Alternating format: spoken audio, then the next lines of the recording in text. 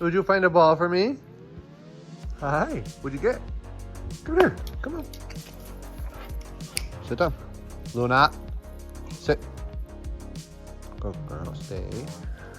Out, good girl. Go on. First time playing catch outside of the garage for her. There she goes. Good girl, you stay close. Welcome to the garage again. We have ourselves a 2006 BMW 650i. It comes with a 4.8 liter V8. I believe it's a twin cam. I don't know a whole lot about these things. I like this car. I think it's a cool looking car. It's a really nice car to drive. Has a few miles on it. I think it's over 180,000-ish miles, maybe a little bit more. But it has some knock sensors that are going out in it. That's the codes that it's throwing anyway. I couldn't find a lot of info on this when I was looking it up online. I don't imagine that a lot of people try and work on these themselves. I'm gonna kind of take you guys and walk you through me pulling this thing apart. We're also gonna do spark plugs on it. And of course, this is the part of the video where I remind you that I am not a professional. I am sometimes an idiot. Matter of fact, most of the time I'm an idiot, and you should probably not do what I do. So our first step is just gonna be to get into the trunk here and disconnect that negative battery cable. 10 millimeters so far. Just laid a rag down over here because I don't want the trunk to accidentally close because it's our only access to the battery. I'm sure there's a way to get into it without the electronics being on, but I don't want to learn that. All right, I don't want to get too far ahead of myself. It's 4 10 millimeter bolts that hold this in. Yeah, the PVC system that clamps on here. Mine came apart in pieces. It's just kind of old brittle plastic. You gotta be really gentle with this stuff. It's okay, it's all replaceable parts, so I'm not that worried about it. I'm in the process of pulling these air boxes out. So I already took the air filters out. It's pretty simple. There's just a clip bar on this side, and then there'll be like a little 13 millimeter, it's not even, it's like hand tight. You just turn it and it unclips and you pull the boxes out. These are the same clips that are on the air boxes to pull them out, and there's 3 of these on each side. And then you have a T25 Torx, I believe, for both sides. The one on that side was missing. I already pulled both of these. This clip right here, it just pushes in, you pull that down, and that slides out. You have these things here, which are like the corner pieces. They go in there, so they just pull right out. Not a big deal. And then you'll be able to reach in there and just pull each side out, and then you'll have access to the motor. Same with this side. It just lifts and pulls right out. And now you can see that I have access to the whole motor. I'm also gonna pull the strut bar out, and then I'm gonna start disconnecting all the wiring harnesses on top of that intake manifold so I can lift and pull that out of the way. I have the sway bar pulled. It is 4 T47 T47 Torx bits. You see they're all out. There's 4 of them real quick. They pull right out. I'm just helping disconnect, or just disconnecting everything on the front of the motor right here. So this connection goes in right inside of that, right behind the throttle body. I have disconnected the coolant temp sensor, and I'm just kind of getting everything else sort of out of the way. I pulled all these wires out of this harness loom. Next thing I'm going to do is we're going to disconnect everything here. I'm going to start pulling those out of the way. I'm going to start getting the injectors unplugged and start disconnecting everything else in the back of the motor that it's plugged into. And I can hopefully start getting at some of these intake manifold bolts and start taking them out to start pulling the intake manifold out. I got some electrical connectors unplugged. A pick is going to be your friend here. So I was using this guy right here. And I would just get under there. There's another plug right here. This one kind of broke a little bit on me. This one was a little deceiving and hard to get in there. And then, let's see if I can show you. So there's 2 more. There's one right there, and then there's another one straight down there. I got them unplugged. You can see right here. So there's a clip on the front side of both of these plugs. And if you pull that clip forward and tug up on the plug itself, not the harness, you can usually pull those out. This was a pain in the butt, especially that lower one, but a little bit of patience, and it was my friend. I got these 2 plugs undone, same thing, and they're just clips on each side. Just clipped it up and was able to pull them out of the way. I got this thing kind of pulled out of the way. We're gonna disconnect the fuel injection. I'm gonna check and disconnect and pull the fuel injectors next. I have these harnesses loose enough that I can kind of slide them out of the way enough to get what I need. All right, so these injectors are a little comfy in here. I've just been. All right.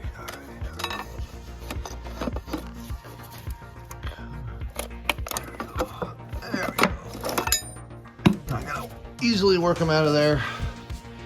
I got a big giant fuel line in there to get out, so I'm just gonna take my time and wiggle them. That was definitely very annoying. I thought this side would be the hardest side. It's actually this side.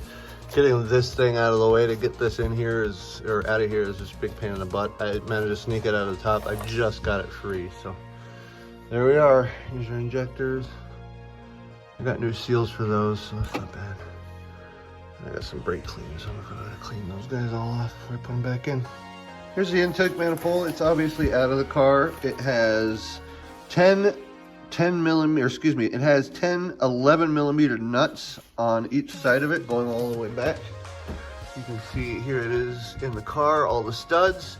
So this thing is going to be in there rather tight. There's also a couple of, so that's the front of it right here. So you can see down here there's a couple of electrical plugins that have to be addressed. A couple of them are easy, some of them aren't. What I did is I got all of the nuts off of this intake manifold, and then I lifted it up off the studs and I pulled it forward a little bit. So if I were to just stick this back in here like so, I pulled it off all those studs and I pulled it forward a little bit, and that gave me access to reach my hand in back of here and with a clip, with a pick, excuse me, and get all of these things loose. And actually the ones in here, I didn't even need a clip. I just was able to get my hand back in here, push the metal thing in, and then get it off right here. You can see they're all right there. And you just push that in like so, and then it just removes right off of there.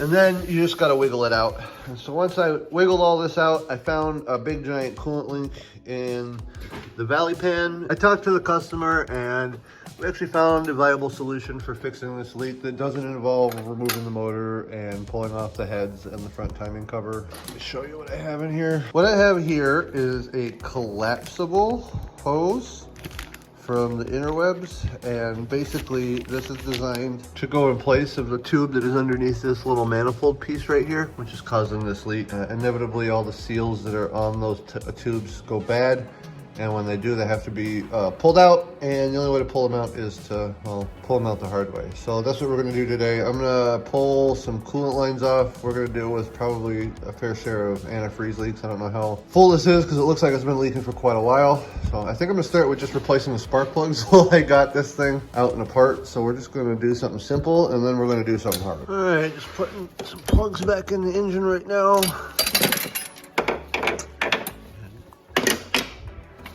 Doing a poor job of that one-handed while I film, obviously.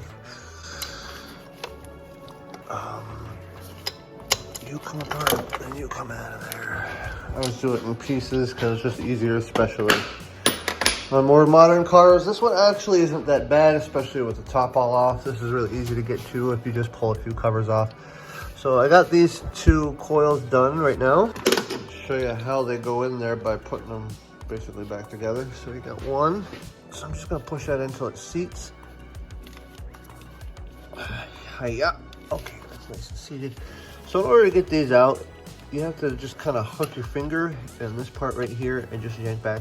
These were stuck in there really well. They're pretty tight in here, so you had to give them a good yank. Kind of have faith in yourself and be gentle. Same with these clips, these plugs push in there. Yeah. Okay, so that goes in there like that. You see the clip kind of coming down on it. And it's just a matter of pushing that down.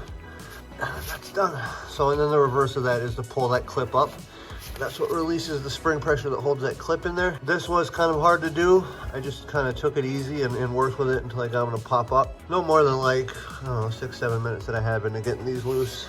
And then it's all held in there with a, so this clip goes on it. That's a 6mm inverted torque, I guess is what you would call it. Yeah, so it just sits on top of both coils like so, screws into place. You don't want to wrench on it. It's not super tight in there. So, and anyway, I got 6 more plugs to do. Here we go. Okay, we're in here. These back two are probably the tightest, and so naturally I saved them for last because I'm a big dumb dummy. This is the driver's side that I'm working on.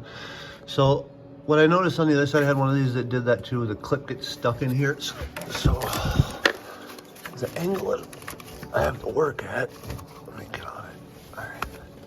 The angle that I have to work at, let me see if I can just shimmy that a little bit more. I don't want to pull on the wire either.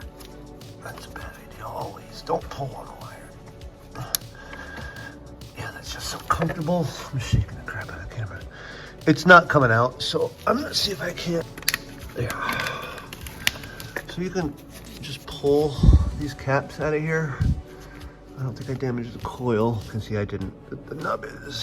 The little nubbies are still intact. So all good. So yeah, just put that to a side. And now you have a better angle to get a pick or a little screwdriver in there and pry that off of there. It should just push itself out, but we live in Minnesota and everything up here gets really comfortable over time. Let's see if I can do this on camera. I'm trying to just get something in there. Get some more pick to start with. I don't want to damage anything. Slowly get in there with a little flat tip screwdriver or a little pick is probably what I'm going for next. See if I can't pry that guy just a little bit off. It just doesn't want to focus now.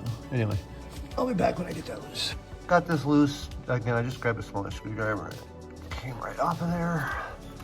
Now the trick is, without that handle on there, will the coil pull up? And the answer to that question is no. So, we'll go back to the toolbox. That's not messy. I know what everything is. Show you this one's up here. So, I'm just gonna, I'm not doing this on camera because this is kind of a delicate procedure. But I'm just gonna grab this pick tool and I'm gonna hook it in there and I'm gonna gently pry and wiggle until I get that up. I am not gonna yank on this at all. I'll show you when I get it out. That works. Didn't even take that much time. Probably need to clean that camera lens. We'll get to that in the next shot. Anyway, you can see no damage done to anything. I didn't bend anything.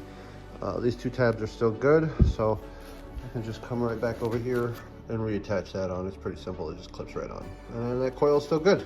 I mean, these look in really good shape, right? Especially for a car with over 150K on it. This last coil here is making me feel like I should have probably done it first. That was dirty. So there's your firewall. There is the hole. There it is. There's the hole. Firewall hole. See how close that is? They're like right next to each other.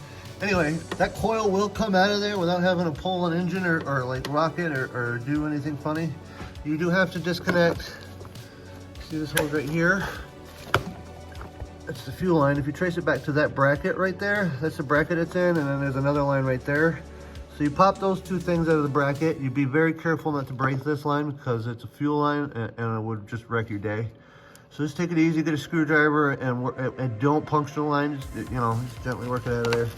And once it's out of there, you should have enough room to rock that coil out. I have no idea how I'm gonna get it back in. It's a very tight fit, but I got it out. So I'm gonna attempt to do the impossible here.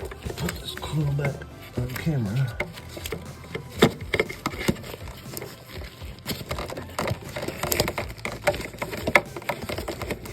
Oh, there you go. So it's done. There we are, I got everything in and remounted. Again, that's a 6mm inverted torque head. I want to come back here and make sure that, yeah. So I'm going to come back here and make sure that these guys are pushed back into place. Well, now we can move on to the main course, which is disconnecting all of this, pulling this up out of here, and cutting into a BMW with, I don't know, with a Sawzall. I can't believe that before they came up with that telescoping fix, you would literally have to remove the entire engine and pull the heads off and the front timing cover, replace the timing chains or whatever. Okay, I'm getting ready to saw through this pipe. I got everything set up here. I got all of the fluid out of here. There's still a little bit down on the bottom. I got all kinds of rags in here because I want to catch any shavings to pop in there so I don't end up in the coolant system. I've since got in the house and done a bunch more reading and video watching and learned that there's supposed to be coolant in there. Of course there is. cause this coolant going anywhere. But with that leak, with those seals leaking, it's just too much coolant, and that's what's causing the leak. It's what's causing it to come out of the weep holes. I don't know if I can show you that, but there's water coming out of the weep holes. So I know that that's bad anyway, and since we're in here, we're gonna replace that along with any of these other gaskets that I think need to get replaced. I've cut through this tube. There's a lot of stuff I don't want to cut through, so I'm gonna try and be very cautious, but at the same time, I want to try and record what I'm doing. Ooh, here goes nothing. Don't saw through my own fingers, please. That would be bad, especially on cam.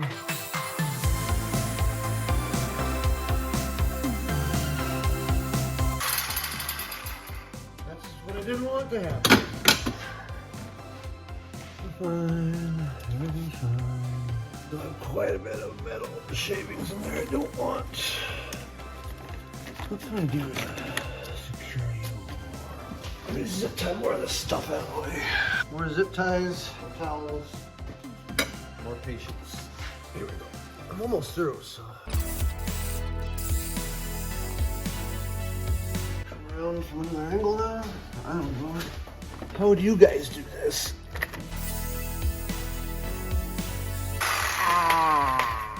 Stop that. Well, Steven, your saw broke. All right, we got ourselves a new saw blade. Been a couple of days here because I've just been busy, and today's actually my birthday, but I still wanted to get that thing sawed in half and replace it and start putting it back together so I can keep ahead of schedule because I'm kind of getting buried in work here, so this has got to get done. All right, we shouldn't have much more to go to get this out. I get these blades from Home Depot. I've done a lot of research and cut a lot of metal in my day, and these things are just like the best blade at getting in there. And I know you're probably thinking, well, why do you have a blade that long to get down in there? Well, having a blade that long means that I don't have to get that tool down that far in there, and it just, I don't know. I just always have liked the longer stuff, especially because you never know what you're going to be cutting. Most of the time I'm cutting suspension pieces, so hopefully this doesn't take much longer. Take that chunk out of here, so I'll probably make another cut like right here.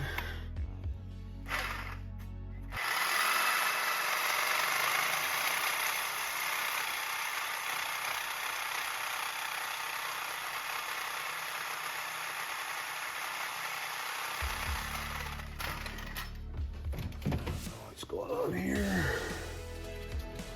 Just get you out of there. There we go, that's what I was looking for. Nothing makes a guy nervous, more nervous than cutting into a frickin' BMW. Oh, no, I just pulled this out. Gotcha. Maybe not. And it's not quite ready to come out, is it? I think what I do is I grab it with a pair of vice grips and hold it while I take that other chunk out. I could almost get this out of here if it weren't for them dang kids. Oh, that's like almost out too. Okay. Okay, let's get a pair of vice grips in there. I just need to hold that up while I get saw in there. Keep it from vibrating the shit out of me. Problem is I almost need another set of hands for this.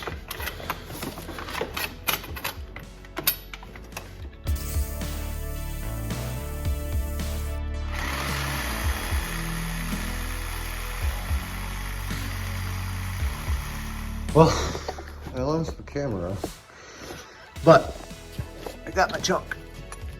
So that's what I needed out of there. Now I can pull. Well, definitely pull that out. That was easy.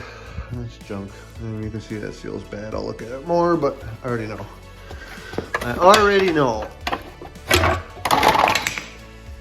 Trick is am I going to be able to get that out easily? Been a little bit of a dilemma trying to get the rest of this pipe out. It's really comfortable inside of the other side of the block going into the front timing cover. I tried smacking it with a hammer a little bit. I tried wrestling on it. I've been here for about 15-20 minutes working on just getting this out. Finally, you see what I did is I'm just taking a vice grip and I'm clamping it super tight there. And then I'm coming in with a pry bar. And I'm just working the pry bar in from the side here. And I'm just gonna be prying it out ever so gently, and that seems to be what's working to get it out of there. So I'm just gonna keep going with that, and I'll show you when I get it out. We're out. You see that seal, whatever it was, is still in there, and it is torched, man. It we scraped off that pipe. So I'm gonna have to figure out a way to get in there and clean that seal out. And then you can see that there's plenty of metal shavings still in there. I gotta get out of there before I put that new pipe in. So I got some parts to put in order to put in for like a PVC pipe that broke, and a gasket for that cover plate, and then hopefully I can get this thing all back together. I finally got this valley panel emptied out full of coolant. We got that tube cut out of here.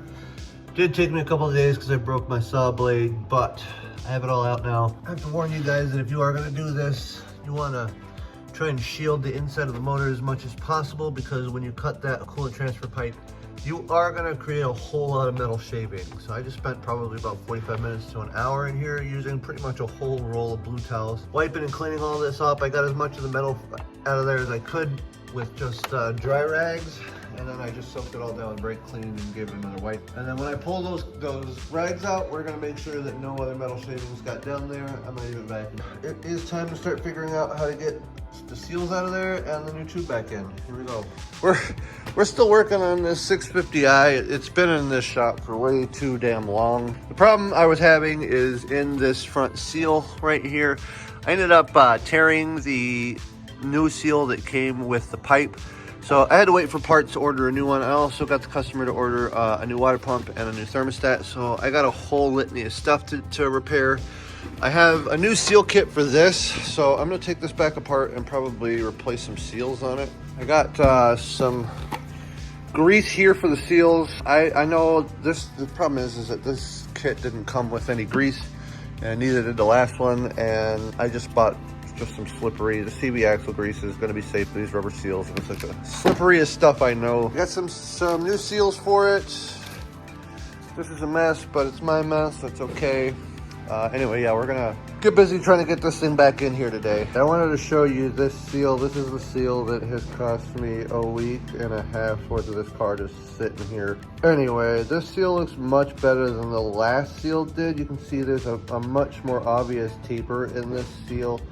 The way it's supposed to look is the taper on the inside, not the outside. This back right here is supposed to sit down in there like so. So the back of this is supposed to sit into the inside of this hole with the ridge facing where it's gonna sit. And then I'm gonna grease the hell out of this before I stick it in there, and I'm gonna take a nice blunt little 1/4-inch extension, and I'm gonna help work that seal into that groove, and I'll show you how I do that here. Ta-da! So the videos that I watched made me think that this thing had to go in here much further than it did. It basically has to just seat against the back where that gasket is going into with this pipe. I'm not sure. I bought this off of Amazon. I'll include the links for everything. I wouldn't imagine there's a company out there that builds these things directly. I forget what it is, but again, I'll share all the links in the description if you want to check this out, if you're curious about doing this yourself. But they give you these shims that are supposed to go on the end of there, and I had to take them all out in order to get that pin in order to hold it. That basically there's a snap ring that goes onto that groove and it's supposed to go in there, but it's nice and tight in there. It's in the seals, so we're gonna call this good. And I'm gonna start putting the water pump back together, and thank God, because I am sick of looking at this stupid thing. So I have a new water pump on. The biggest thing with this water pump, you can get it on and off without having to remove that bottom pulley. It is a big pain in the butt. I don't know if you can see. You're probably not gonna be able to see, but at the very bottom of this water pump, underneath that pulley, there is a bolt, and you're not gonna be able to get that off unless you pull the belt tensioner off. Once you get the belt tensioner off, you get access to that bottom bolt with a wrench. And take that bottom bolt loose, but it has to come in and out with the water pump. When I put it together, I had to put that bottom bolt in there first, and I had to wiggle that bottom bolt into place before I could get the water pump set. And then once I got it all set, everything else is pretty easy. I did one last clean up inside of here. You want to make sure that all that is nice and clean. I can see there's a couple more things I need to wipe in there, but Just want to make sure it's all nice and dry and cleaned out before I put the cover back on. We're going to do that today. I'm going to get all these hoses done. I already have the knock sensors out, so we're going to put new knock sensors in, and I'm still waiting on the thermostat before I can fill the top half all back in. Here we are, all back together and running. No coolant leaks. I just topped it off last night. I still have to put this back air box back together. I was just checking for leaks last night before I fixed everything. I also patched this up instead of replacing it. But yeah, it's all fixed and running and good to go back to the customer. This took way longer than I wanted it to, and hopefully my folly you can learn from. Good luck. Oh, don't forget to like and subscribe if you found anything useful from this video. And we put out videos twice a week. Your support really helps us. We appreciate you a lot. See you in the next one. Bye.